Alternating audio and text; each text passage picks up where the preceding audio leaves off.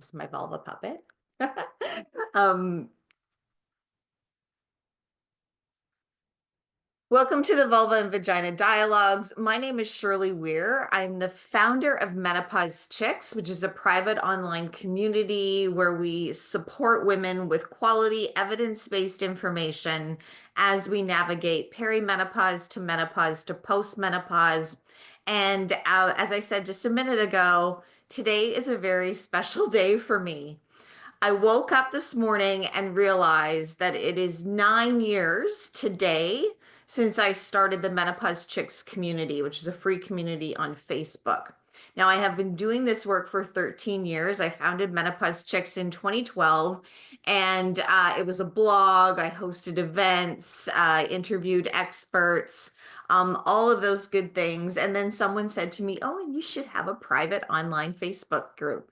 And so I was like, yeah, why not? And I started it without knowing that it was going to occupy a lot of my time and my life, but it's been such a gift because I have been able to find out what your questions are.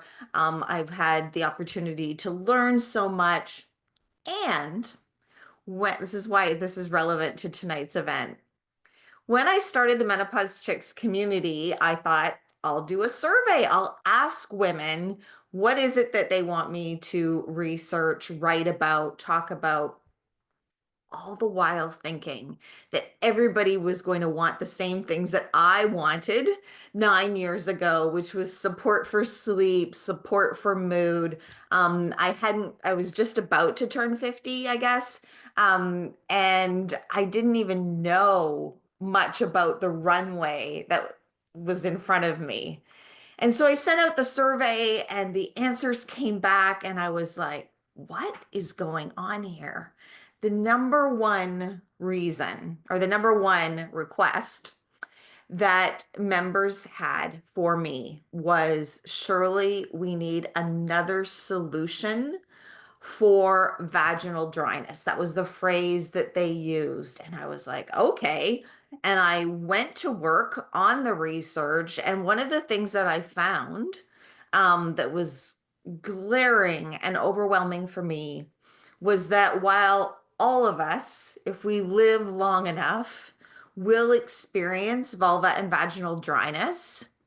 And at the time that I was launching Menopause Chicks, the research was telling us that less than 4% of women currently had a viable solution. And so that is how I became passionate about vulva and vaginal health, and out of that grew many things, one of which is this class, which is the Vulva and Vagina Dialogues. It's a take on the vagina monologues, but I have added in vulva because, as you know, it is very important that we use all the right terms. And this is the 2025 version. So I'm so glad that you're here. I'm going to share with you a few slides. As I mentioned, there's Q&A at the end. You are welcome to pop a question into the chat at any time, but I won't see it until the end, until the Q&A. There will be a replay of tonight's event posted on the Prime Care Family Health Team website in a few days. And if you're, of course, a member of the Nest community, you can access that content anytime. So I'm just going to share my screen and we are going to get started.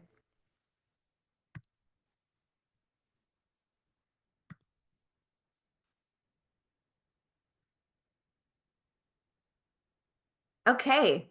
So again, welcome to the Vagina Dialogues. My name is Shirley Weir. This is the 2025 version. And the reason why that is so important is that there are new things that are happening in women's health all the time. And I want to make sure that you have the latest the highest quality and evidence-based information when you are making decisions about your health. And tonight's event is sponsored by Prime Care Family Health Team. This is a family health team out of Milton, Ontario. So welcome. I'm so glad that you are here, and I'm honored to work with the team at Prime Care Family Health because the subject matters that they have asked me to present and share with you are along the lines of the same questions that I get from women every single day. So it's been a great partnership, and we have, I think, two more left in this series. Time's going by, but do check out the website at Prime Care Family Health. Next month, we'll be talking about alcohol, and then I'll be hosting a special edition of Speak Menopause, which is all about making sure that we know how to show up for our health appointments, including script tips, so that you can walk into your health appointment feeling informed and confident. But this is the vulva and the vagina dialogues, and you'll leave with a few of those things as well. How to understand how your body works before menopause, how to make health decisions, and even how to show up at your health appointment to talk about vulva, vagina, and urinary health. Super, super important. Now, it is really important to me that we are always using the right terms. So I say vulva, vagina, urinary, and pelvic health. Those are the terms that I use most on a day-to-day basis. However, the medical community and the menopause community worldwide adopted a new term in 2014, and they call this genitourinary syndrome of menopause. So I've adopted and picked up genitourinary, even though none of my members have ever or rarely used that term with me. And I don't know of a single individual who's actually walked into their doctor's appointment to say, I'm here to talk to you about genitourinary syndrome of menopause, because it's such a mouthful. And the acronym GSM, that's even more confusing. We don't need any more confusion in the women's health landscape. So, and of course, I have adopted genitourinary, but I don't like the word syndrome, especially when we're talking about menopause. Menopause is not an ailment or a disease or a condition, but it is a time in our lives and for the rest of our lives where we deserve quality health care. So I use genitourinary, but I replace syndrome of menopause with health. So when I say genitourinary health, I am most often referring to the vulva, which is our external, including the clitoris all the way to the anus. And I'm referring to the vagina, which is the internal part of our body, which often a whole region gets referred to as the vagina, and that, of course, is incorrect. And tonight, we are going to be talking. You see this rosebud here? This rosebud on my vulva puppet represents the urethra. So we're going to be talking about urinary tract health as well. But genitourinary encompasses the entire pelvic floor, if you will, vulva, vagina, urinary health, uterine health, pelvic floor health. We will not be able to fit everything into this hour, but I will do my very best, and I am going to start to talk really, really fast. So that's why I'm glad that there will be a recording for you to refer back to, or even to fast forward and rewatch. Share with your friends. It will be posted on the Prime Care Family Health Team website in a few days, and if you're in the nest, you can rewatch it. Why?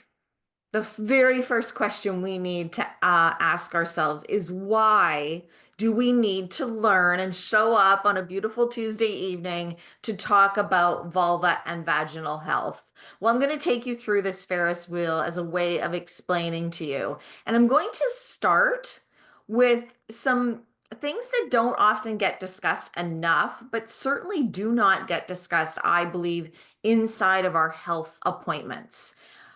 Vaginal health very quickly in traditional conversation and in modern day conversation transfers over to sexual health.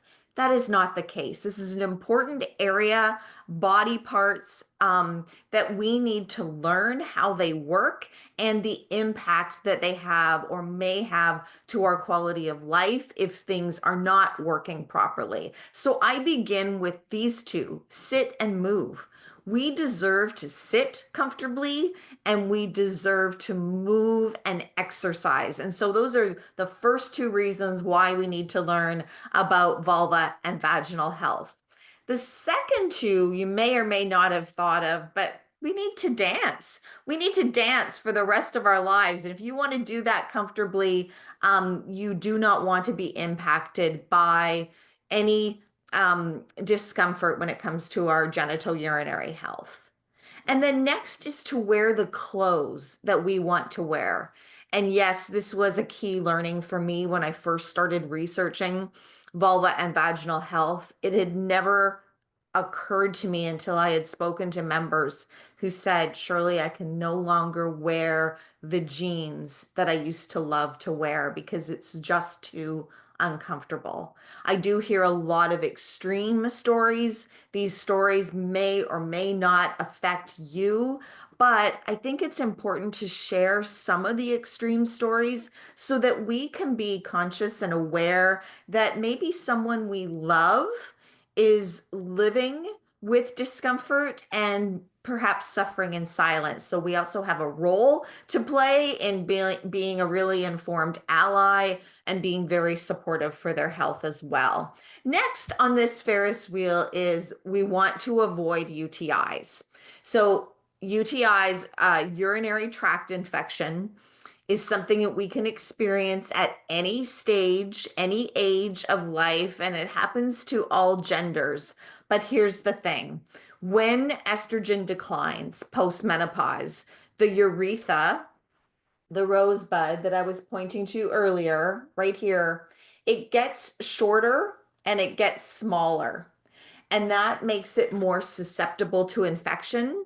And the most common type of infection is a UTI. And so, yes, UTIs do need to be treated once we have one. We can get antibiotics from our doctor, but women in postmenopause represent a very large cohort, 11 million doctor appointments that are recorded. Those are the ones that it's just to talk about that one issue a year. What if we could free up 11 million doctor's appointments a year by eliminating reoccurring UTIs? Also, reoccurring UTIs do impact older women as well. And so hope that you'll take this information and have an investigative or a curious conversation with your mother, your grandmother, your older sister, and so on. We'll talk about ways to prevent and treat in a minute. Next on the Ferris wheel is we all want to avoid incontinence and pelvic organ prolapse. Prolapse is when an organ moves out of position in our pelvic floor. So that can be a uterine, the uterus drops. It can be a bladder prolapse where the bladder drops. It can also be a rectocele where the rectum bulges into the vagina. And I mentioned sex off the top. Comfortable insertion is definitely something that we all need and deserve. And that might be inserting a tampon at a younger age. It might be a penis, it might be a finger, it might be a toy, but definitely we all deserve comfortable insertion. And then finally, on the Ferris wheel is we deserve to feel amazing. Now, continuing on as to why this is important.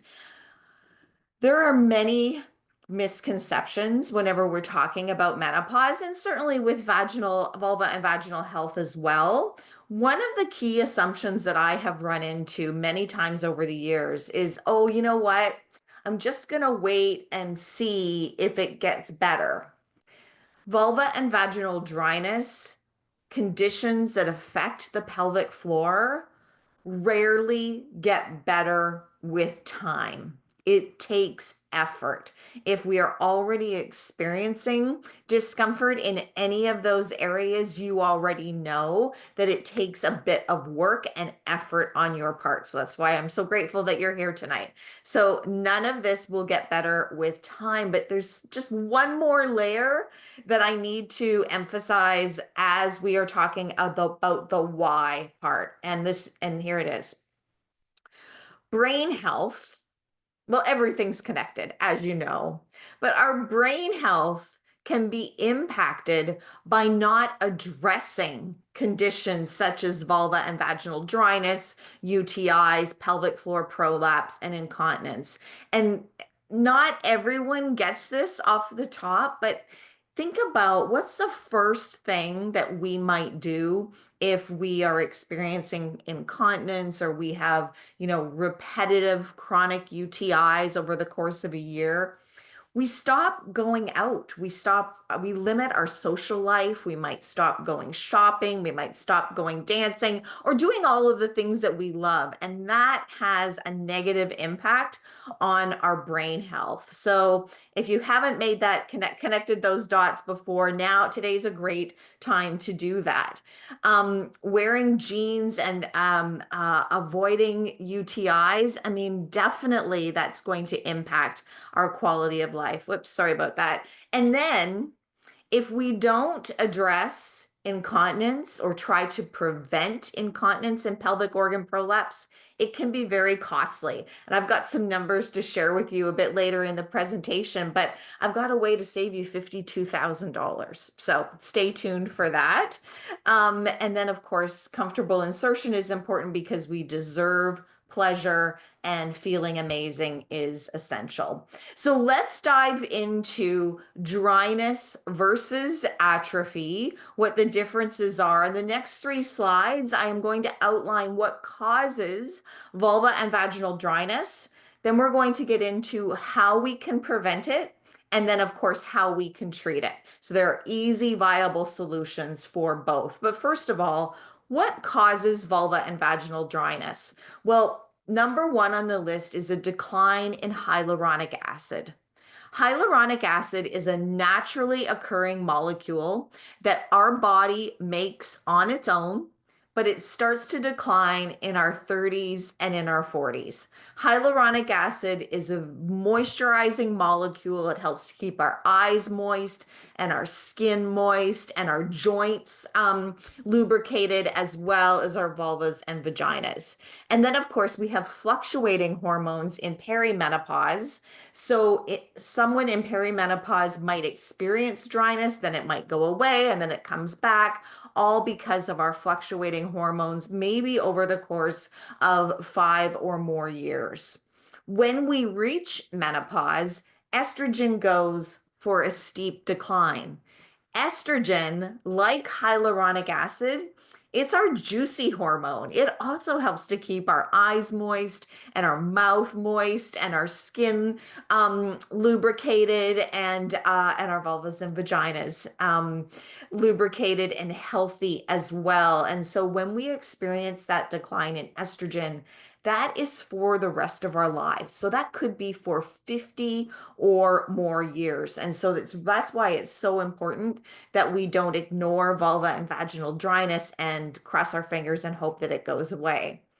Other times in our life, and this is really important for the younger folks, that we might know, like daughters and nieces and coworkers, make sure that they understand they are not alone. If they are postpartum, they're experiencing a fluctuation of hormones, and that can also lead to vulva and vaginal dryness. And here, I was blown away when I first learned this, but the birth control pill is a common culprit for vulva and vaginal dryness. And then, of course, anyone who might be undergoing cancer, breast cancer treatment, some medications, other health conditions can lead to vulva and vaginal dryness, and use of or overuse of paper-based panty liners and or menstrual or incontinence pads. All of those things have chemicals in them that withdraw the moisture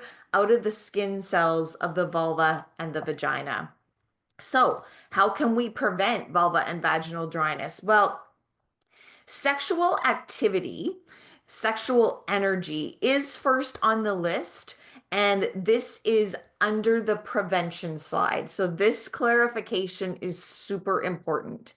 If insertion or any form of sexual activity is uncomfortable, take this off the list. This is not a preventative strategy. However, during perimenopause, it might be a time in our lives where you might be exploring. You might be engaging in solo sex, anything to do with new pelvic floor activity or energy. That energy for the pelvic floor, it does help to retain to a certain degree the skin health, the skin cells of the vulva and the vagina. So definitely something that is very individual and very personal for you to manage. But it is important to emphasize that the exercise component, whether it's seeing a pelvic floor physiotherapy, which I want physiotherapist, which I want everyone to do, whether it's engaging in sexual activity with or without a partner, or practicing regular pelvic floor exercise on your own. Those are all preventative strategies. Next on the list is moisturizing with hyaluronic acid. So hyaluronic acid is a naturally occurring molecule, but it is also something that can be included in a moisturizer, and it is approved by all the worldwide menopause societies, the International Society of Gynecologists, and approved by Health Canada and by the FDA for moisturizing the vagina. So choose a moisturizer that contains hyaluronic acid. Now, hormone therapy systemic. So that's when we take hormone therapy that's going to benefit our system. That might be taking estriadol transdermally or progesterone orally. To a certain extent, that can help prevent vulva and vaginal dryness. So what do I mean by that? Well, if you are on a hormone therapy journey or you're getting curious about hormone therapy, you may find that the initial conversation that you have with your healthcare provider about menopause hormone therapy really is to address maybe sleep, maybe changes in bleeding, maybe vasomotor symptoms. And that's phase one. And you might not yet be experiencing vulva and vaginal dryness. And you may not until after you reach menopause. And even 5 or more years into postmenopause is when you will then realize, oh, this is what Shirley was talking about. I am now experiencing that. So I have hormone therapy systemic on the prevention list, but I also have hormone therapy localized or vaginal on this list. And so vaginal hormone therapy or localized, which means it treats where we put it. That means when we take vaginal estrogen, for example, it does not benefit the system, but it only benefits the vulva and the vagina. That can be used preventatively and or as a treatment, and it's going to be very individual. Very common as a treatment, but you might have a certain set of circumstances where you also need vaginal hormone therapy before you reach menopause. Red light therapy is on this list as well. This is an example of what I'm talking about. This is called the V-Sculpt in Canada. It's called the V-Fit in the United States. It's red light therapy. It looks a little bit like a vibrator, but these red lights come on and it helps to restore collagen in the skin cells of the vagina. You've maybe even seen this recently because Halle Berry has partnered with this company, Joylux, who's been around for years, and that is Health Canada and FDA approved as well. So definitely an option that's on there. Laser therapy is also an option that's on the list. It is not FDA or Health Canada approved, and it would be something that you would have to work with a doctor or a gynecologist who has the laser therapy equipment in their office. Just know that it's not approved, and also know that I've tried to prioritize this list so that you can go through and kind of go through it and maybe in chronological order to create the plan that's going to be best for you. Now, for treatment, this list looks very similar, but I have stroked out sexual activity. And that's because sexual activity is not going to treat vulva and vaginal dryness or vaginal atrophy. And excuse me if I didn't say this sooner, but atrophy means that an organ or a muscle is shrinking in size. So, like our bicep muscle can atrophy, so can the vagina. So, sexual activity is not going to treat um, dryness or atrophy, but everything else on this list could contribute to your individual treatment plan. As I mentioned, I want everyone to see a pelvic floor physiotherapist. This is one of my colleagues, Sheila Zelmer, who happens to work out of Newmarket, Ontario. You can also go to my YouTube channel if you have not yet visited a pelvic floor physiotherapist and you're curious about what that might be like, and watch a video of my first appointment. It's about 5 years old now, I think. And don't worry, it's not X-rated in any way. The reason I recorded it is I want everyone to see what an educational opportunity it is, a one-on-one educational opportunity for you to have with a pelvic floor expert. You can choose to have an internal exam. You do not have to, it's not required.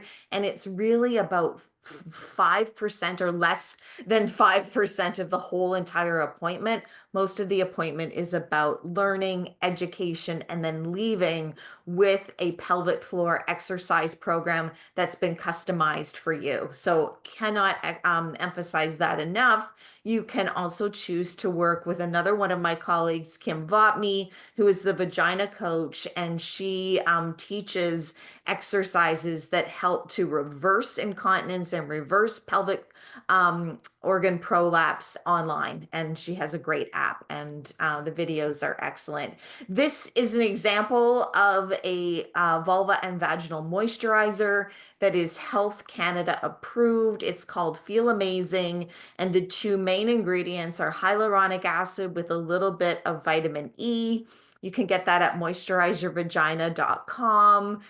This is another example created by a naturopathic doctor out of Ontario. She is also Menopause Society certified practitioner, and Iris has a moisturizer as well as a lubricant, and we're going to talk about the differences in just a few minutes. This is an example of the V-Sculpt that I showed you with the lights on in the picture. And then also on the list was vaginal estrogen. And I wanted to unpack this just a little bit more for you, as well as explain what is new and available in Canada, because I know a lot of you are Canadians. So I don't know that this is an exhaustive list, but I am pretty sure that this is currently what is able to be prescribed in Canada, as well as I can point out for you what the most common prescriptions are. So these are all FDA and Health Canada approved pharmaceutical grade vaginal estrogen products, vaginal only. Okay, so localized only. Here's an example of one. It's at the bottom there, and that would be the Estrogyne vaginal cream. So there's a couple of different conversations and decision-making points when we are talking to our healthcare providers about vaginal hormone therapy. More often than not, it will probably go to estrogen. But there's also DHEA, as I've noted at the bottom, which is prasterone or a hormone that when applied to the vagina, it automatically converts to the amount of estrogen and testosterone that we need. Don't ask me how that happens. Um, and it's new to Canada, so it was only approved in fall of 2022. But on using this chart, the most commonly prescribed vaginal estrogens, what women choose the most or what their doctors recommend the most, would be Imvexi and Vagifem, which are at the top of the list here. And those are both suppositories or inserts. So the mode of delivery for how you use your treatment is up to you. You get to decide, yes, this is what I think I will be compliant in using, and this is what I think will be the most convenient. So compliance and convenience. Imvexi and Vagifem are inserts, and they are bioidentical forms of estriadol. Estriadol is one of three kinds of estrogen that our body makes on its own before menopause. Definitely the most common. I don't hear a lot of women choosing the vaginal ring, but I can understand why somebody might choose a ring. It can either be inserted by a doctor or yourself, but it's kind of like insert and forget about it for whatever length of time the prescription is for. So that you can see how that might be definitely a treatment of choice. I love the cream options, and here's the reason why. When we talk about treatments for the vagina, okay, so a suppository, for example, you are putting in there and it's going to benefit this all the skin cells of the vagina, which is great. However, it ignores the vulva. And the skin cells of the vulva need that treatment as well. Skin is skin, inside or out, skin cells are the same. Now, you might have been prescribed a vaginal estrogen, but you're using a quality moisturizer externally. That's fine. That's great. And if that works for you, amazing. But I'm not a huge fan of a suppository that ignores the vulva, especially if it ignores the urethra. So we want to make sure that we are keeping the urethra as healthy as possible. We do not want it to shrink or get smaller in size and make it more susceptible to UTIs. And vaginal estrogen is one of the approved ways in which we can prevent reoccurring UTIs. So keep that in mind when you're making your decision. And either choose a cream or choose another mode of delivery for vaginal estrogen plus a quality moisturizer. Premarin is also a comes in a cream format. It is non-bioidentical. It's conjugated estrogens.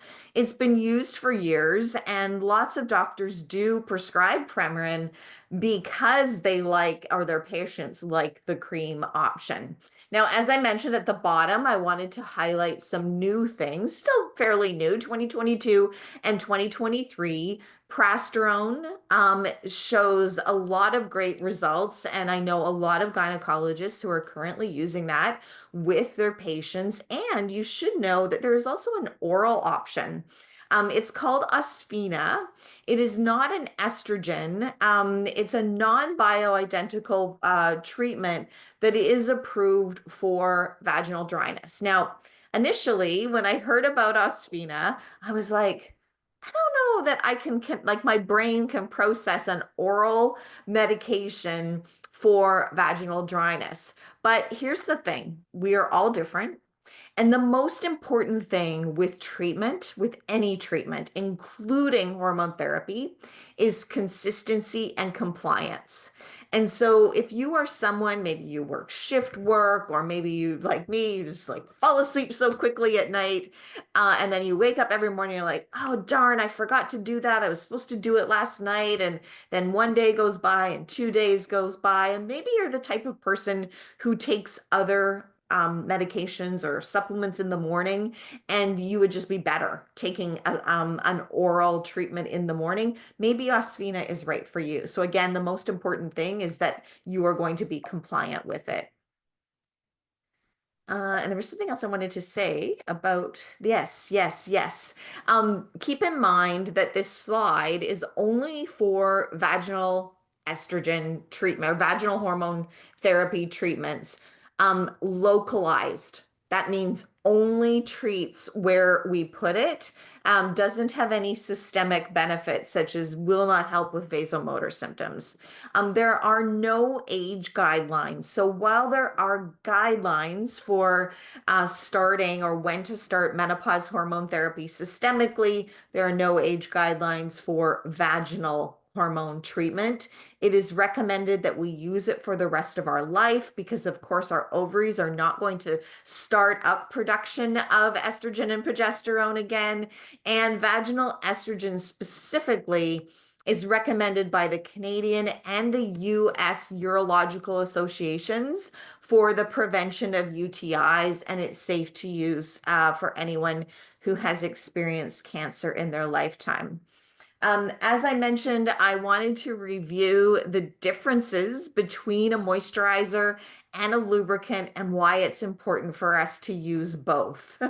So hyaluronic acid, I've already touched upon. This is Dr. Petra Stoop. She is a Swiss gynecologist, and she is responsible for the research that show that moisturizing with hyaluronic acid is the first line of treatment that everyone should be doing on their own, even before you might have a conversation about vaginal estrogen. But the other thing about moisturizers that you need to know is that, yes, it is Health Canada approved, which means it has dosing instructions on the label. However, it is not a prescription.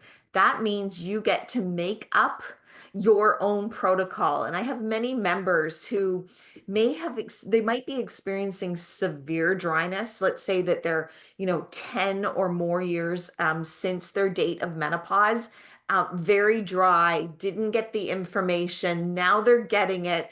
They might start by moisturizing 2 to 3 times a day and use a vaginal estrogen. That is very common. Whereas another individual who might be 48, 49, has experienced dryness, but maybe hasn't reached menopause yet, she might moisturize every other day or whatever suits her. So while there's daily dosing instructions on the package, you have to create the protocol that's best for you based on your age and stage. But just to confirm, and the reason why I include this research as well as this date, because on May 14th, 2021, the International Society of Gynecologists recommended to all their members that moisturizing become the first line of treatment for all women. So really, really important. And then it's great that everyone is like, yeah, go get a moisturizer. And then you go into the store and you're like, huh? You go down the aisle. It's usually, with all of the other birth control or contraception products. And it's sometimes hard to discern what product is going to be right for you, especially when copywriters can't even talk about our body parts properly. This is a product that came off the shelf at my local pharmacy just last year, and I don't know if you can see it or not, but it says helps soothe external vaginal dryness. So I've got news for Replens. The vagina is not external, it's internal. And it's really sad that women have to sort through all of this misinformation. But definitely for this reason alone, wouldn't be a product that I would trust. Read the ingredient list, make sure that there is hyaluronic acid, make sure it's not the 20th or the 30th item on the list, which most of these products, it is really down the list. And the reason they have to list their ingredients in the order of the volume that it contains. So if it's, 15th, 16th, 17th, 20th on the list, you know that there's not very much hyaluronic acid in that. That's one way to discern. Another way would be to order the products that are recommended by your doctor, by your gynecologist, by your pelvic floor physiotherapist. I apologize, this slide is a bit fuzzy, but this is a quick snapshot to talk about lubricants. Now, lubricants, like moisturizers, also very hard to discern when we are in that aisle in the pharmacy. Lubricants are not required to list their pH level or the osmolality of their product on the packaging, even though the World Health Organization has recommendations for both of those things. So what you need to know is that the natural pH of our vagina is about 4.5. So anywhere in this 4 to 5 range. And there's some brands you might recognize there, like Good Clean Love or Yes or Sliquid.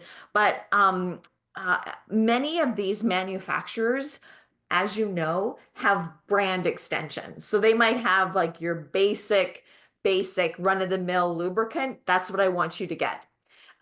Do not get the lubricants that have peppermint added or anything extra like that, because what you'll be looking at is a much higher pH level that will be down here in the 12 or the 14 level. Now, that's not like going to ruin your life. But what we want when it comes to pH is many things can disrupt the pH of the vagina. Blood, semen, hormones fluctuating, all of that can change the pH. But what we want is a healthy vaginal environment. And it's about how quickly our pH can be restored back to that 4 to 5 level. So the best way to do that when using a lubricant for pleasure and fun, and yes, I want you to use it for pleasure and fun every single time, is to choose something that is in the 4 to 5 level. On that point, just to differentiate between moisturizers and lubricants, because sometimes I do see even physicians recommending lubricants for vaginal dryness. We want you to use a lubricant for sexual activity, for pleasure and fun, but lubricants only have a benefit for that one-time use. There is no long-term benefit of using a lubricant, or even if it's been suggested to you to use coconut oil. Oil is a barrier to friction in the frying pan, and it's a barrier to friction for sexual activity. It doesn't have any restorative or long-term benefits to the skin cells of the vulva and the vagina. That's why you use a moisturizer outside of or away from sexual activity as an investment in your long-term health. Oh, yes, here's the recommendation from the World Health Organization about what the pH and the osmolality should be for the lubricant when you are shopping.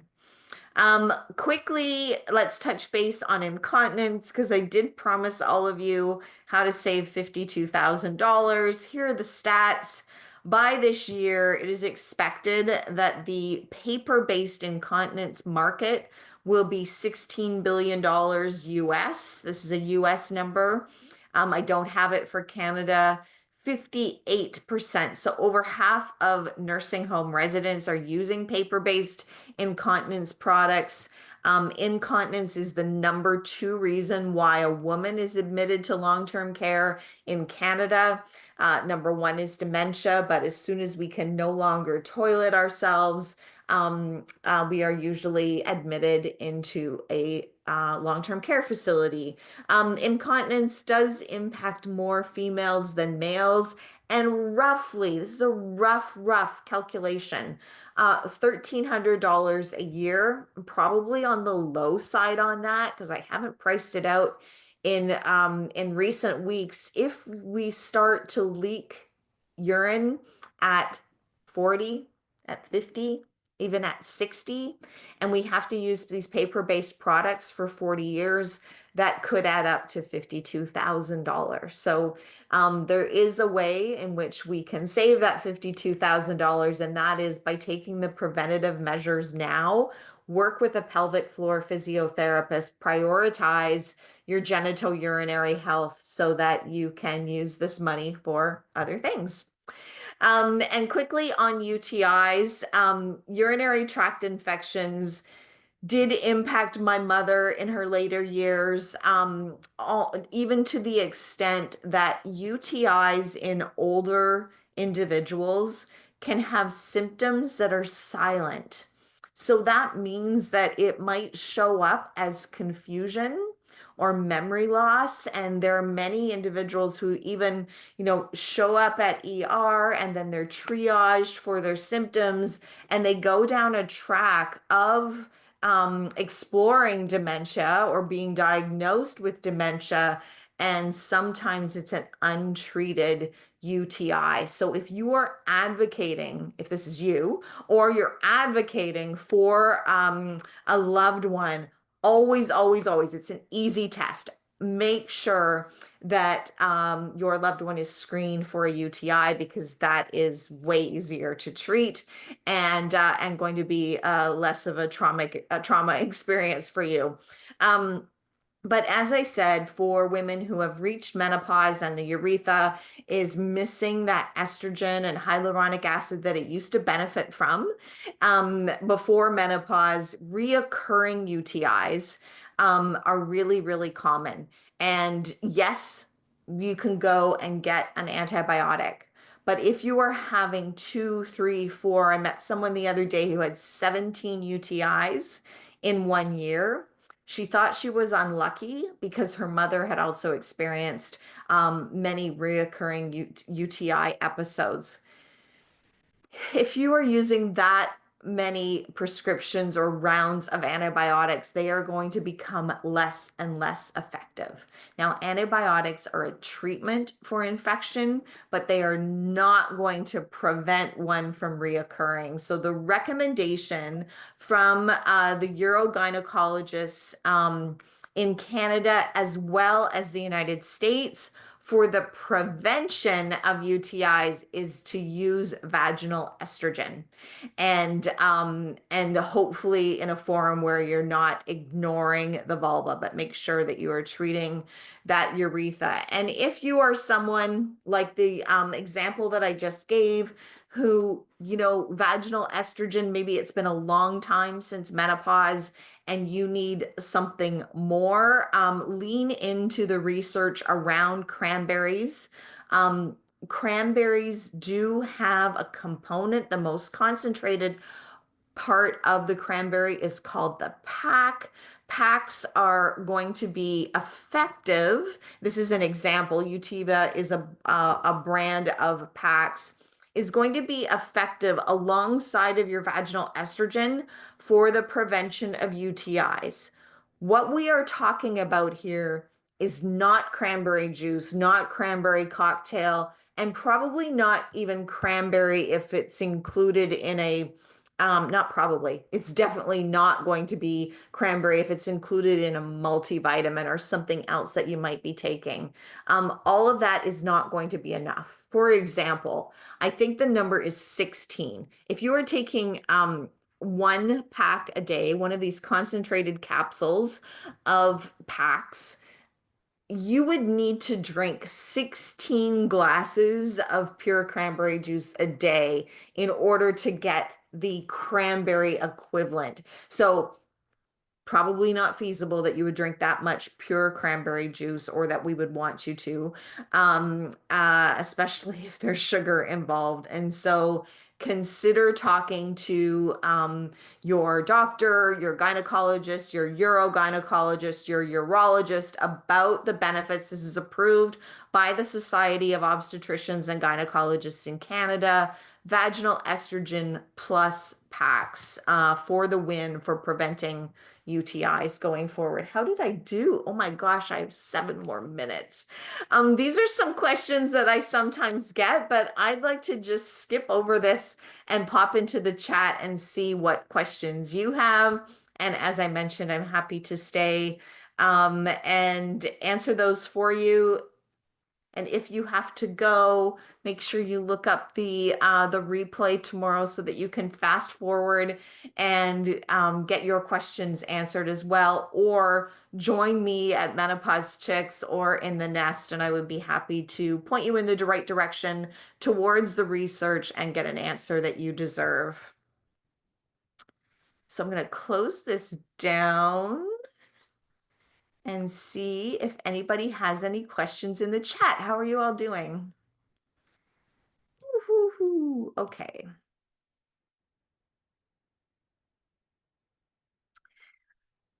And hopefully, yeah. Thank you so much. Oh, yeah. Oh my God. It's like you're talking about what happened with my mom. Yeah, I feel you on that one, Abigail. And I prefer the cream. My mother suffered from many UTIs, and that is what I'm trying to avoid. Amazing. How's it going? Are you able to avoid it? I think it would be great to hear a success story. Thanks, Anna. That's good. Good to hear. Can I use Vagifem suppository plus vaginal estrogen for vulva and urethra? I'm not sure I understand that question, Carol, because Vagifem is vaginal estrogen. So I'm not sure if you're talking about two products there or not. But if your question is, can I use vaginal estrogen and a moisturizer on the vulva and the vagina? The answer is yes. Yes. I know I used one example where I talked about someone who might use vaginal estrogen internally and moisturize with hyaluronic externally. That's just one example. You could also use vaginal estrogen. So let's say it's prescribed for 3 times a week. So you would use vaginal estrogen 3 times a week, and then you could moisturize as you wanted to. So some of my members use it every day, some use it every other day, some use it only on the days when they're not using estrogen. Estrogen would be prescribed. This is non-prescribed, so you get to make up a protocol that's going to be right for you. Great info as always. Thanks, Florence. Great, Kyla. Okay, Shirley, could you discuss estrase versus estrogyn? Haven't heard of the former before. I haven't heard of estrase. These are all brand names, everybody, by the way, and I know it gets kind of confusing. I like to talk about what's in the product versus the brand name, but brand names are very commonly discussed by physicians and pharmacists as well. So it's my job to make sure that women understand both the brand name as well as where it's available and what's in it. A strace, and maybe I should just go back to that slide if you want me to. Can I do that? Can I do that?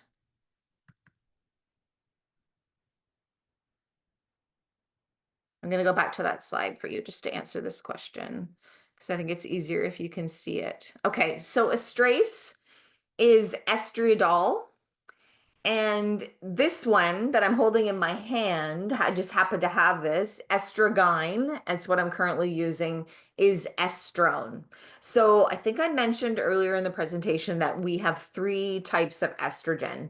And estriadol is the form of estrogen the ovaries make, and it does all of the responsibilities of when I say estrogen is a juicy hormone, it's estriadol that's doing that work. Estrone is considered one of the weaker types of estrogen. So it really might depend on your symptoms, how severe they are, how far it's been from menopause since your date of menopause for you. The most important thing in that question, thank you for asking, is, oh, and by the way, Estrace, the brand, it can also be taken orally as a systemic form of hormone therapy. So not to get all of that confused and muddied for you, but the brand name falls into both categories. The most important thing here is for not necessarily for you to understand this at every nitty-gritty level. What's important for you to take away from this conversation is that the reason you see so many things on the menu is that you have choices.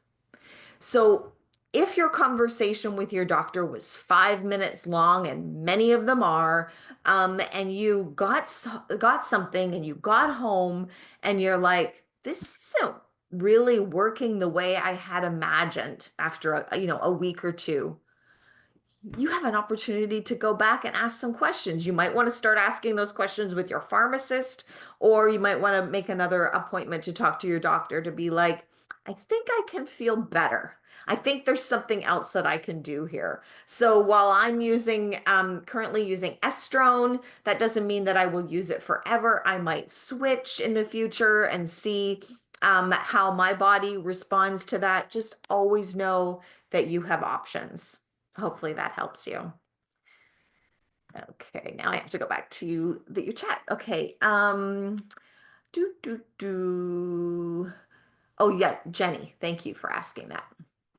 So I want to focus on getting vaginal estrogen and the cranberry packs. It's not pack P, I'm sorry, PACK, it's PAC, which is short for I promised myself I would learn how to say this word, but I can't. It's a very, very long word. It starts with P and it represents the most concentrated part of the cranberry. Do I go to my regular pharmacy, compounding pharmacy, or my local doctor? Great question, Anna. So for vaginal estrogen, it is a prescription that you would get from your doctor. Any doctor can prescribe vaginal estrogen. Hopefully your family doctor or even your walk-in clinic can, or an online service can do that for you. As for the cranberry packs, you can get that at utiva.com or .ca. I have an article at menopausechicks.com that also includes a video with a urogynecologist, and it goes through basically a longer version of what we had time to talk about tonight with you with UTIs. Oh, and Anna, you're in Canada, so the Utiva packs is also available at Shoppers Drug Mart, and that's new. That just happened just maybe 6 months ago. So you could check there as well. Your pharmacist, if they don't carry them, could probably order it in for you. I was concerned that I used Vagifem, but am I missing using something on urethra and vulva? I do use Feel Amazing already. Okay, so Carol, that's great. It really depends on how you feel.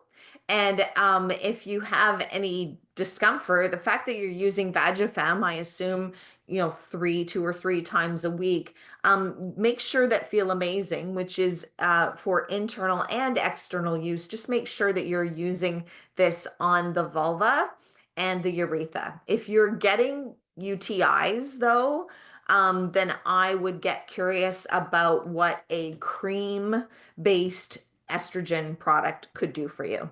But that would be, you would know if you need that. So let me know if you have any other questions about that.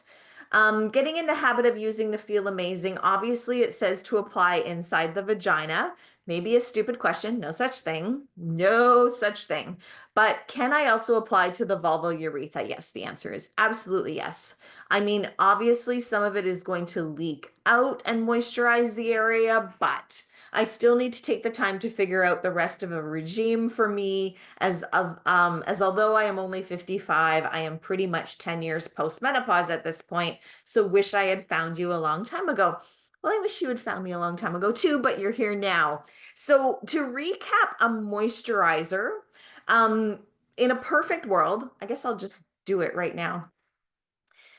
You have two choices. There's 2 pumps to a dose of Feel Amazing. If you are like, I don't, mean for you to be exact, but you might want to be exact because you've purchased it and you want it to last a month or two or whatever size you're using.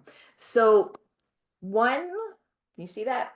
One pump is half a dose, and you can take that and insert it into the vagina and then make sure you're lining the vagina wall and then come back out and then take the second pump and use that to moisturize the vulva from the tip of the clitoris all the way to the anus. So just as a moisturizer, it absorbs really, really well. What I do is I shower and then I moisturize and I get dressed right away. Like it is no big deal. There's some products on the market who have like these drawn out directions, like please use at night and lay down. And that's probably because their product they're worried it's going to run out of you, or I don't know. It's just men writing instructions for women. So, or you could put both pumps on your finger to start and insert and then use what's left over on your finger after you bring it after you've moisturized the vagina and use that on the outside. Hopefully that's helpful. We'll talk to my doctor about this. She had dementia, which progressed quickly. Now I'm wondering if it was just a UTI. Oh, wow. What a story. I know you're not alone. If you need any help advocating in that regard or script tips for your doctor, please reach out to me. Thank you. Very informative. You are most welcome. Just ordered. Amazing. My mother-in-law, hi, Kathy. My mother-in-law has had many reoccurring UTIs, got her started on the Utiva cranberry pills. She didn't say she had run out, and her confusion was noticeable after not taking it for a bit. Wow. Wow, wow. Um, Kathy might remember my mom. My mom actually went through that as well, and she was actually being treated for dementia. And then after she passed away, we realized through the autopsy that she had no brain deterioration, no brain decay. And so now that I do this work, it always makes me kind of look in the rearview mirror and think, was it UTIs all along?